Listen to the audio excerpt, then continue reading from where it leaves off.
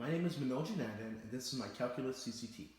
Today we will be exploring sinusoidal functions, more specifically a physics problem found on page 241, question number 2. Question number 2 on page 241 states the following. The voltage signal from a standard North American wall socket can be described by the equation V at t equals 170 sine 120 pi t, where t is time in seconds and V at t is the voltage in volts at time t. A. Find the maximum and minimum voltage levels and the times at which they occur. B. For the given signal, determine the period t in seconds, the frequency f in hertz, the amplitude a in volts. So right off the bat, a few things are pretty apparent. Because we see the sign in the equation, we understand that this is a sinusoidal function. Leveraging our grade 12 advanced functions knowledge, we can also see that this equation has an equation of axis at the x-axis, or y equals 0.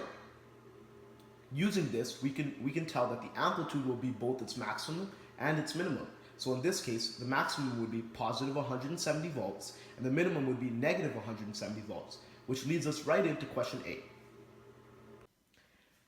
Now that we've established the maximum voltage, which is positive 170, and the minimum voltage, which is negative 170, we can now determine the times at which these maximum and minimum voltages occur.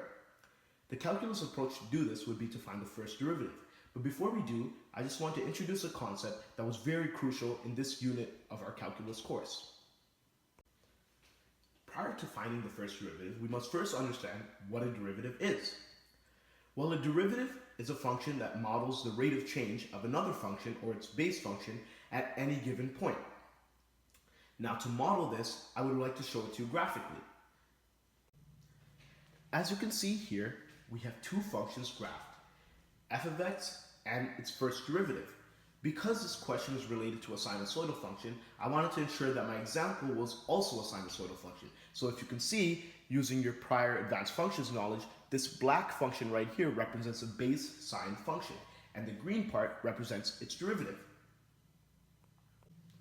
Now right off the bat, you can see that the base sine function starts at 0. When x is equal to 0, y is also equal to 0. But its derivative at x equals 0 is y equals 1. Now why is that? Well, if the base function is going from y equals 0 to y equals 1 later on, that means that the function is actually increasing. And therefore, its derivative will be equal to positive 1, which is its slope at x equals 1. Another crucial thing to note is what occurs with its derivative when the base function is equal to its maximum or minimum. As you can see here, a base sine function's maximum is positive 1, which occurs right over here. Its minimum is negative 1, which occurs right over here. But its derivative is equal to 0 at both of those points. Now, why is that? Well, at a maximum or minimum, the function is neither increasing or decreasing, and therefore has a slope of 0. And if you can remember, its derivative only models its slope, which will be equal to 0 at any maximum or any minimum. Now, if you take another look and you take a step back, you might be able to notice something. Well, if the base function is sine x, its derivative is actually equal to another sinusoidal function, which is positive cos x. Now, if this was the other way around and the base function was cos x, the derivative would be equal to negative sine x, which we will not get into in this video because the question is in fact a sine function.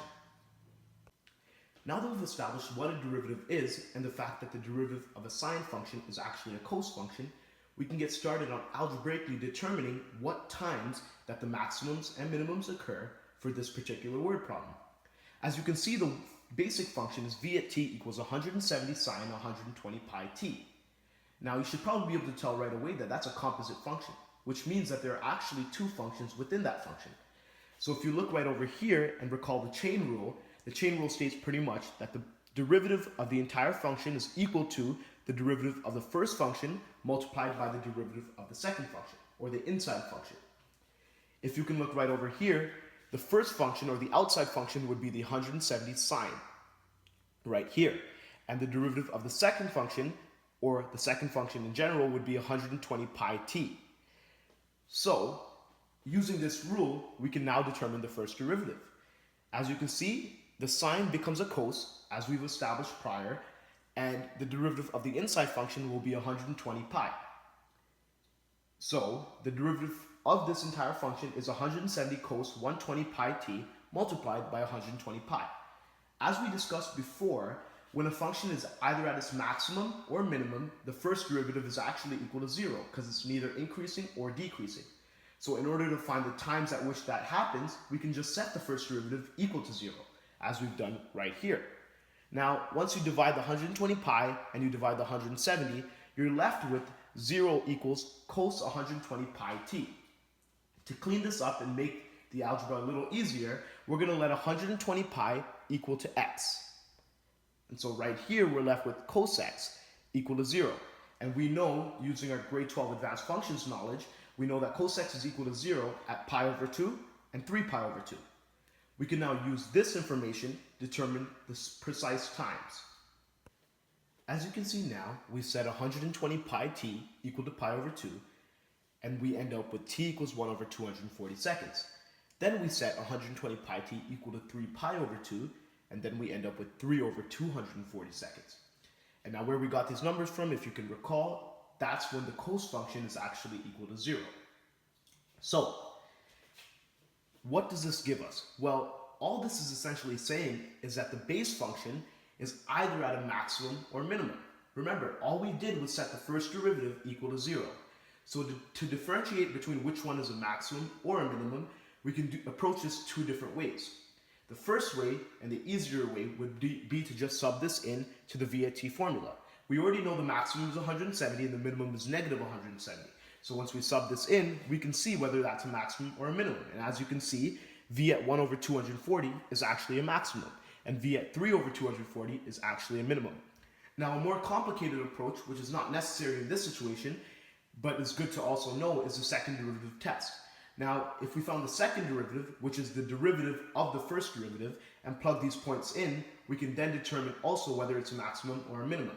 If we get a positive value, then we know that it's a minimum, because from that point the function is increasing, so there's nowhere further to decrease. If it's a negative, then we know that that function is at a maximum, because at that point there's no more room to increase and the function begins to decrease. But again, for this question, because it's fairly simple, we do not have to take that approach. We can just plug these numbers back into the original function to get the same result.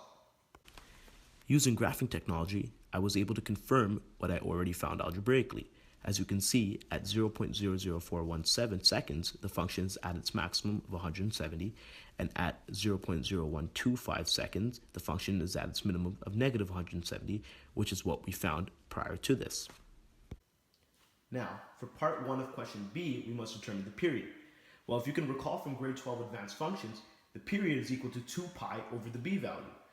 In this case, the b value is 120 pi. So 2 pi divided by 120 pi, you're left with 1 over 60. But in this case, it's v at t, and t is in seconds, and therefore the period is 1 over 60 seconds. What this means is essentially it will take 1 over 60 seconds for this function to complete one full cycle. As we can recall from Unit 4 of Calculus, the frequency of a sinusoidal function is just 1 over its period. And in this case, the period is 1 over 60. And so 1 over 60 will then be equal to 60. And in this case, the unit will be hertz. So what this essentially means is that this function does 60 cycles in 1 second. So the amplitude can easily be seen through the function's equation. So if the equation is v at t equals 170 sine 120 pi t, well, the amplitude is just a constant right at the beginning, which is 170 in this case. Now, for a function that doesn't have a number there, it would just be 1, which, as you can see, is true for the base sinusoidal functions. The amplitude is always 1. Now, for this specific case, the amplitude is 170 and the unit is volts. Now, essentially what this means graphically is 170 is the vertical distance between the equation of axis, which is 0, and the maximum or the minimum. Electrical component designers and electrical engineers utilize information and functions similar to these when designing electrical systems to meet specific country specifications.